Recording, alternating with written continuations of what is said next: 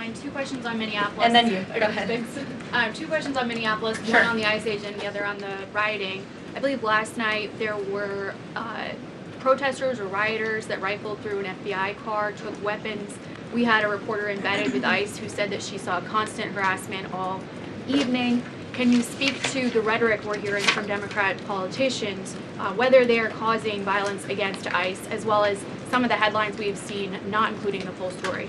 Yeah, I mean, to your first point, I think I've addressed that these Democrat governors and mayors in not just Minnesota, but in states across the country are essentially, they've referred to ICE agents who, again, are brave men and women. And I would encourage everyone in this room, and I would encourage Governor Walz and other Democrats who are demeaning law enforcement to sit down and have a cup of coffee with an ICE agent or a Border Patrol agent. These are great, patriotic men and women who have families, who put on the uniform every day and are following our nation's immigration laws at the direction of their bosses and again, at the direction of the law. They are simply trying to enforce the law. And the Democrat Party has demeaned these individuals. They've even referred to them as Nazis and as the Gestapo. And that is absolutely leading to the violence we're seeing in the streets. If you look at some of the images out of Minneapolis last night, look at this vehicle. Look at what it says. It says F ICE. You have these individuals who are putting their middle finger, proudly so, at the camera.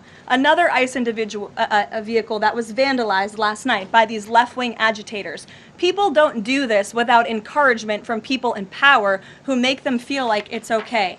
Here's another one. And I'm pretty sure this car, you can't see it, said the best agent is a dead agent or something to that effect.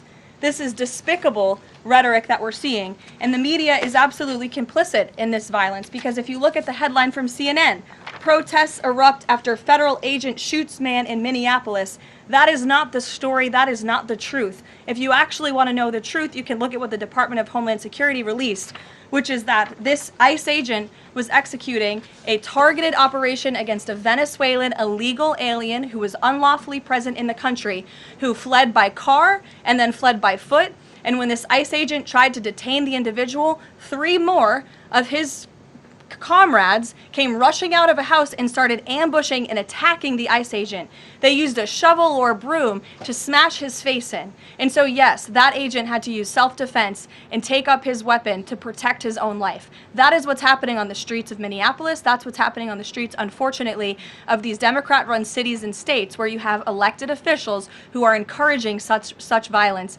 against our brave men and women in law enforcement.